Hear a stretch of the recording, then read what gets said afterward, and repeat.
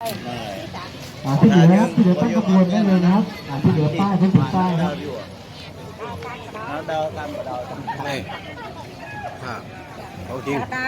ภาพที่สวยงามสร้างแท้โอเค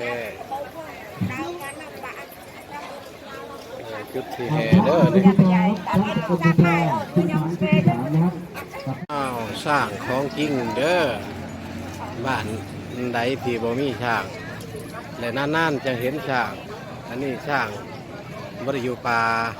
ช่างอยู่บ้านช่างที่สวยงามสมชื่อว่าเมืองสร้างของจริงเมืองสร้างของจริงเนาะเพราะว่าประมาณที่นี่มันติ๊กเมืองสร้างกับเมืองสร้างของจริงโอเคเราปีสร้างแท้แล้วโอ้ปีอยู่กับชาวกัมพูชาเป็นจัดขึ้นเลยโอ้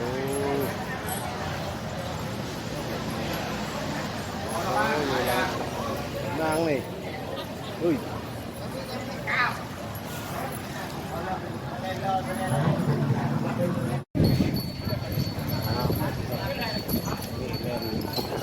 ของ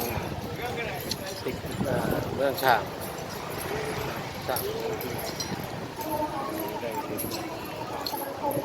สุดๆน้ำการเปิดงานของเป็นจะเป็นอยู่ที่จุดไหวสร้างทั้งหมดนี่ก็รอบกันนี้เนาะสร้างโอ้โหดีเนาะ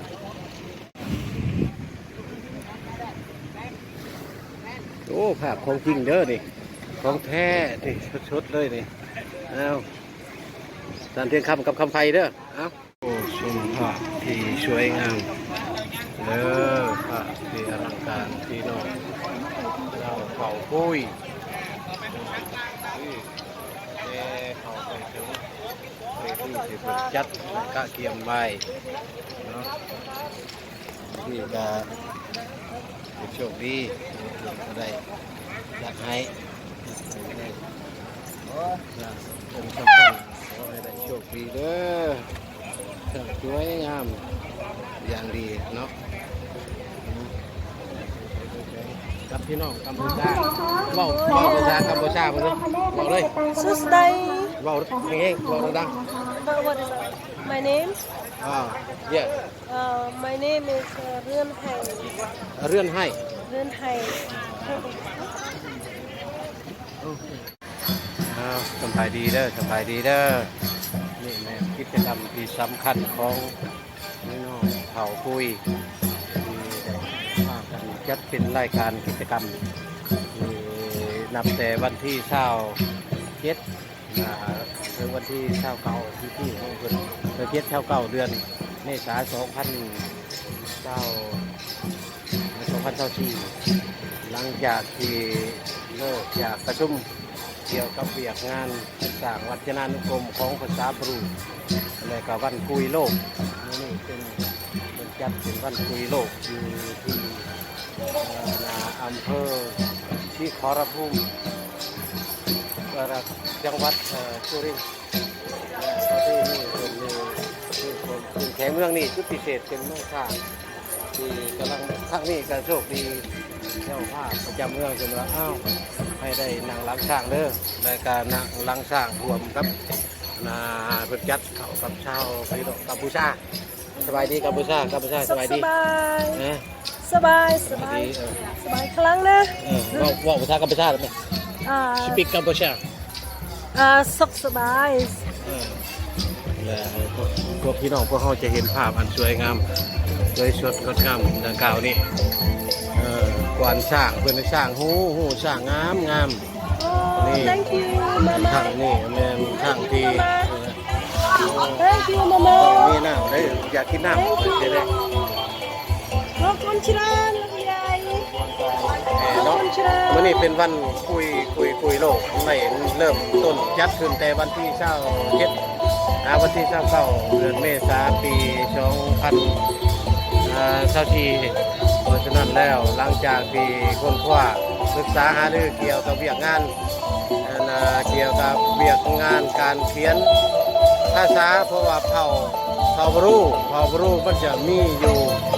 หลายถิ่นจะเว้าแตกต่างกันเพราะดังนั้นแล้วจึงเป็นกองประชุมใหญ่อันนึงสำหรับพี่น้องเผ่าบรูคุยโลกมันพ้นโลกจัด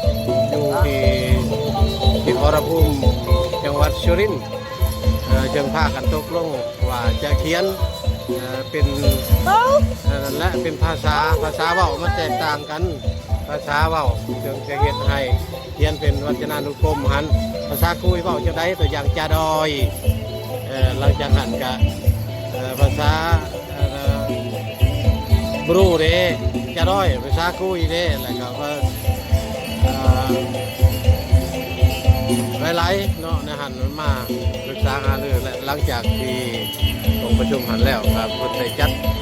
ที่ให้เห็นคือภาพอันก็คือนี่เป็นประเพณีของเพิ่นในทุกๆปีเชิงเริ่มปฏิบัติมาได้4 ปีแล้วเริ่มพื้นมาเกี่ยวกับวัดดังกล่าวนี่พี่น้องเขาคุยอยู่ที่ขอรภูมิจังหวัดสุรินทร์นี้ได้ถือเป็นวันอันนัดหมายอันสำคัญที่สุดและก็แห่ไปถึงจุดต่อรวมไปหอดฝุ่นแล้วก็มีการประกวดนั่งสาวข้ามแล้วก็ชมศิลปะอื่นๆและมีพิธีอื่นก็กินอาหารแซ่บๆรวมกันเอาให้ได้เบิ่งภาพเรียงจำนี้ไว้ซะก่อนขอบใจเราหลายสาธุขอให้ทำนำสู้หลายๆเป็นโชคดีอันยิ่งใหญ่ฝันว่าจะได้มาในรวมกับหมู่กับพ้องเป็นโชคดีที่เจ้าถิ่นได้ให้ได้นั่งสร้างงามเนาะใจด้านก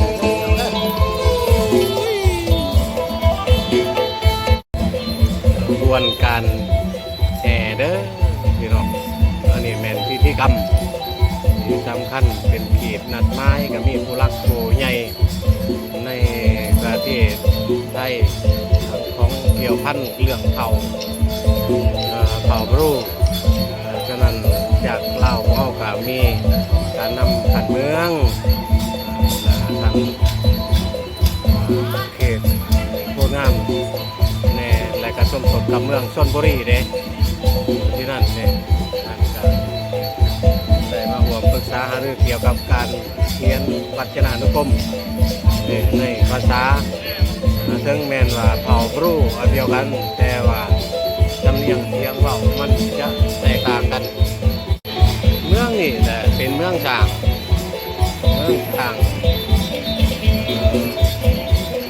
ก็เดินว่าอำเภอที่ขอรภูมิจังหวัดสุรินทร์เพิ่นก็มีงานกิจกรรมที่สำคัญเพิ่นก็มีเป็นเมืองช้างก็ต้องได้จัดและเขียนไม้ที่หลังจากนี่เป็นวันช้างเอาผู้สำคัญเขียนไม้ก็แห่ด้วยช้างหูอยู่จังหวัดเมืองนี่การเลี้ยงช้างนี่ก็เกือบประมาณบางเกือบร้อยเลยนะเกือบร้อยนะเอาภาพนิ่งครับภาพนิ่งครับฉะนั้นทีมงานพวกเขาก็ได้มาร่วมเป็นทีมไม้อันสำคัญเลย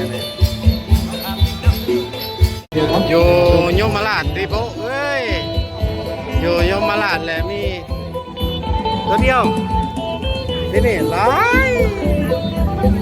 แต่ช่างงามช่างแค่ช่างตำรวจได้ครับอ๋อนะวันนี้มาดูงานของเพื่อนเราครับคุณครับคุณเรือสัมสายเลยเรียนบอกน้ำพายุสวยมากนะครับขอบคุณนะขอบคุณครับวันนี้เรามาจากไกลนะมาจากพี่น้องจากสบายเชียงใหม่ทุกท่านไทยครับ ด้านนี้ ข้าวเมือง กับ สาง น้องนางงามคุยโลกนะครับของคนสวยโอ้โห อันนี้เป็น จากอุดรธานีนะครับ เมือง ไทยพวนนะครับ ศรีขอรภูมิ ไทยพวนนะครับ เมืองศรี แล้ว ขอ น้อ รง ภูมิ ขวัญใจนางงามชาวปุยปีแล้วก็มาเช่นกัน ก็ นะค มา รับ เรียนเป็นแถวอยู่แล้ว บางทีนี่ เอ้าว่างถ่ายรูปก่อนอย่าเพิ่งเข้ากล้อง เอ้าอ่ะเอาอย่าเพิ่งร้อนครับไม่ร้อนครับไม่ร้อนอ่ะ